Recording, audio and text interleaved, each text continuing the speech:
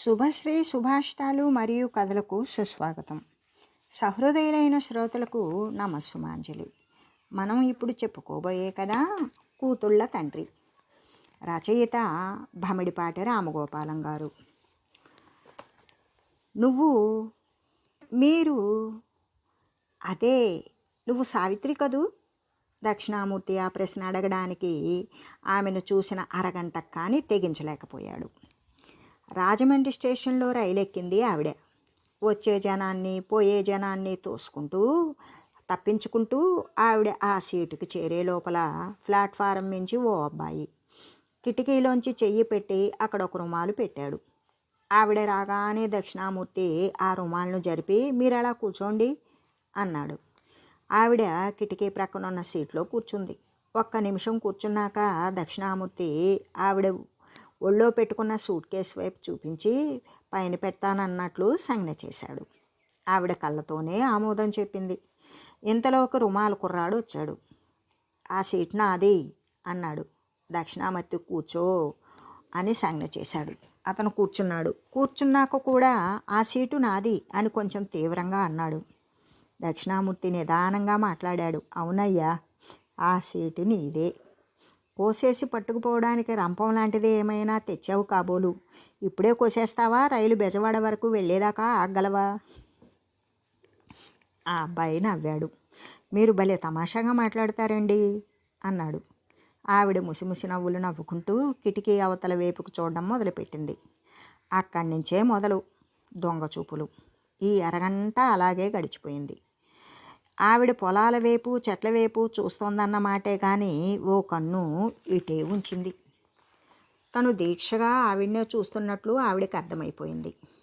తనకి ఆవిడ్ని పలకరించాలనే ఉంది. ఆవిడికి ఉన్నట్లే ఉంది. రెండు చేతులు కలిస్తే చప్పట్లు, కానీ ఒక నాలుకే చాలు మాట్లాడడానికి.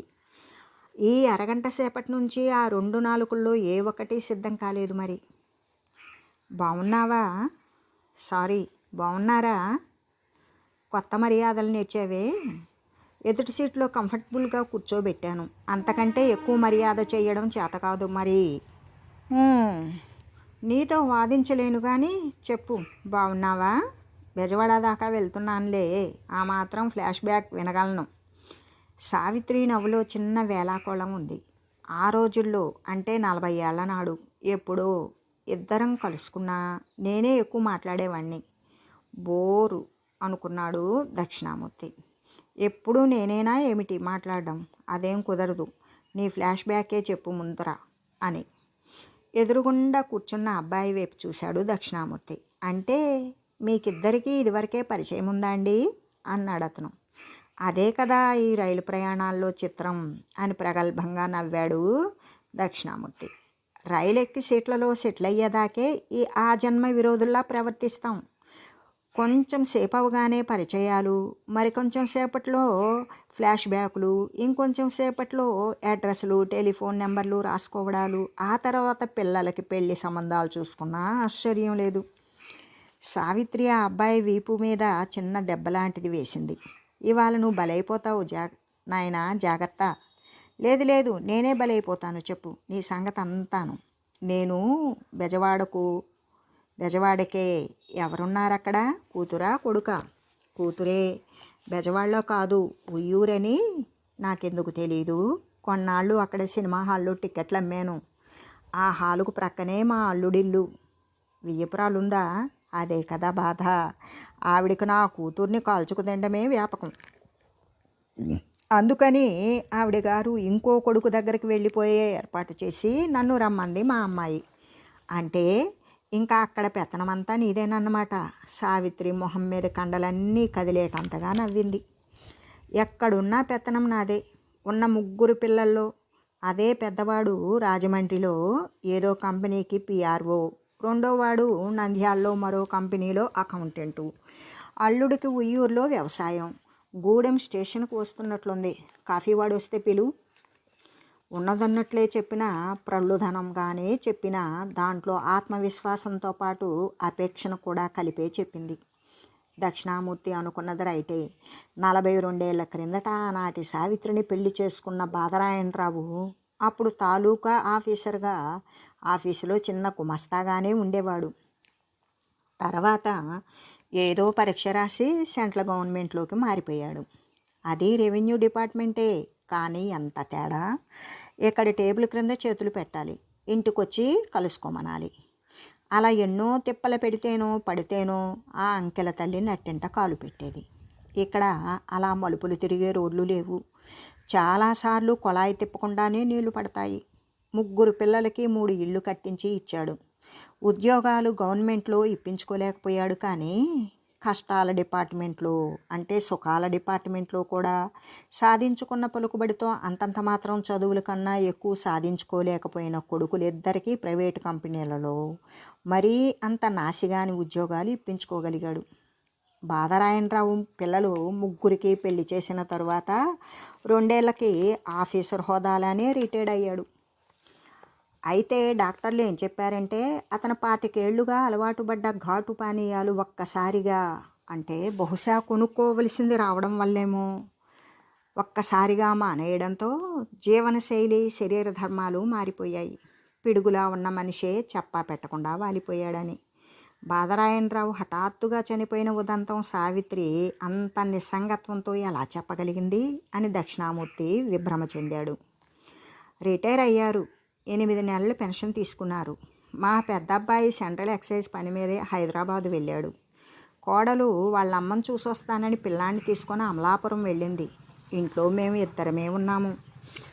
అసలు ఓ 6 నెలల నుంచి గుండెల్లో మంట, నొప్పి అంటున్నారే కానీ అవి అటాకుకు దారితీస్తాయని డాక్టర్లు చెప్పలేదు, మేము అనుకోలేదు. ఎందుకైనా మంచిదని డాక్టర్ గారిచ్చిన కొన్ని ఎమర్జెన్సీ మాత్రలు ఇంట్లో పెట్టుకున్నాం. ఆ వేళ సాయంకాలం 4:15. అంతసేపు సోఫాలో కూర్చొని ఓ పక్క టీవీ చూస్తూ 3 నిమిషాలకు ఒకసారి ఫోన్లో మాట్లాడుతూ ఉన్నట్టుండి సావి దిండు పట్రా అని, అది తెచ్చేలోగా ట్యాబ్లెట్ పట్రా అని మరో కేక వేశారు. ట్యాబ్లెట్ పట్టుకొని నీళ్ళ కోసం చేయి జాపారు. నేను తెల్లమొహం వేశాను. ట్యాబ్లెట్ తెచ్చిన దానివి నీళ్లు తేవాలని తెలీదా అని మామూలుగానే అడిగారు. ఆవేశమే లేదు. లోపలికెళ్ళి నీళ్లు తెచ్చేసరికి అవి అందుకోవడానికి ఆయన శరీరం ఉంది, కానీ అందులో ప్రాణం లేదు. బాదరాయణరావు సుఖోపజీవి. వస్తువు కానీ డబ్బు కానీ తనకు కావలసిన సమస్త జంగమ స్థావర జీవ నిర్జీవ అవసర విలాస సుఖ పదార్థాలు ఏవైనా సరే చిరునవ్వుతో రప్పించుకోగలిగినవాడు. చెడ్డవాడు అనడానికి వీలే, కానీ ఎవరూ అలా అతనితో కానీ ఇంట్లో వారితో కానీ అనలేదు ఎప్పుడూను. జబ్బు పడ్డాను మొర్రో, నన్ను ఆసుపత్రికి తీసుకెళ్ళండి, నా సేవల కోసం మీరందరూ తిప్పలు పడండి, నేను బ్యాంకులో దాచిన డబ్బు నా ఆరోగ్యం బాగుపడ్డానికి ఖర్చు పెట్టండి అని ఏనాడూ ఆజ్ఞాపించలేదు. మంచాన పడి మూత్రపురీషాలు ఎత్తి పారబోయమని హింస పెట్టలేదు.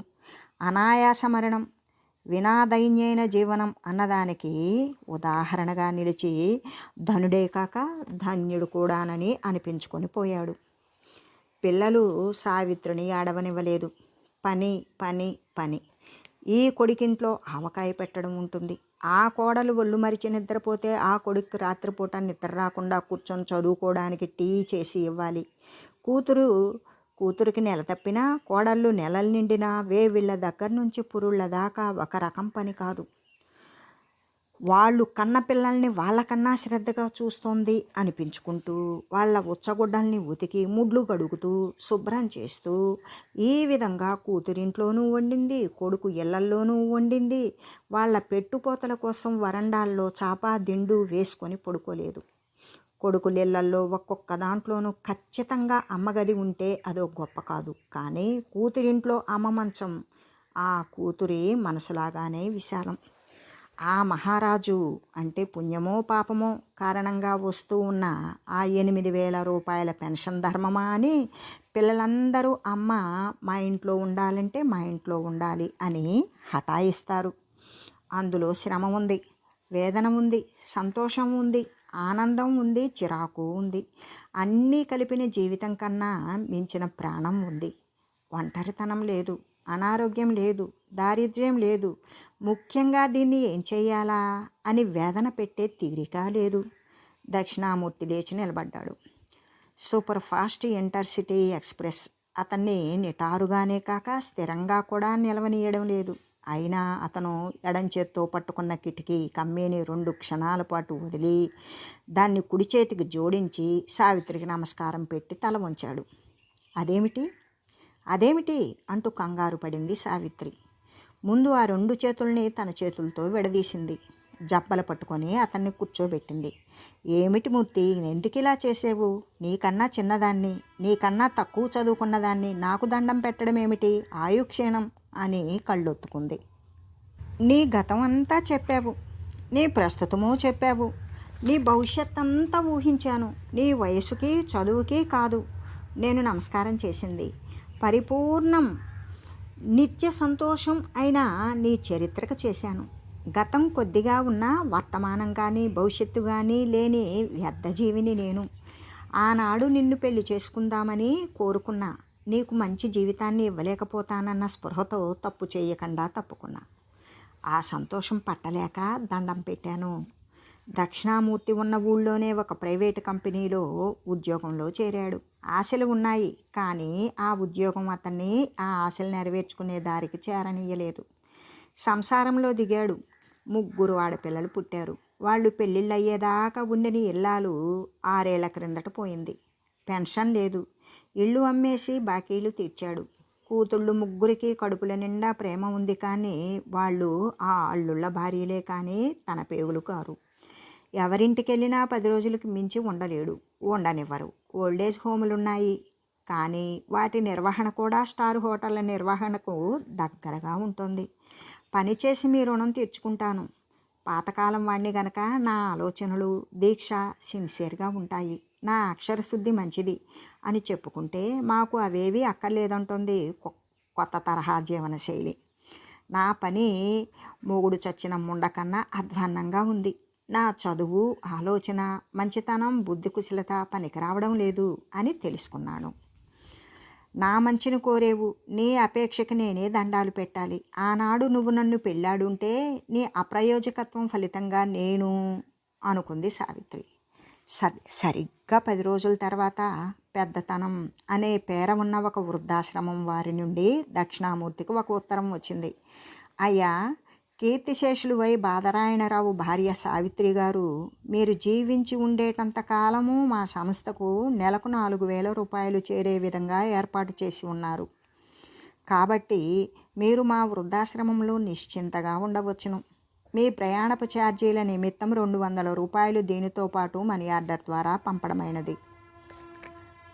ఈ కథ మీకు నచ్చినట్లయితే లైక్ చేయండి, మీ మిత్రులకు షేర్ చేయండి. క్రొత్తగా చూస్తున్న వారైతే సబ్స్క్రైబ్ చేసుకోండి. మీ అభిప్రాయాలను కామెంట్ రూపంలో తెలియజేయండి. నమస్తే అండి, ధన్యవాదాలు. శుభశ్రీ సుభాషితాలు మరియు కథలు, క్షీరపురము సాగర తీరము.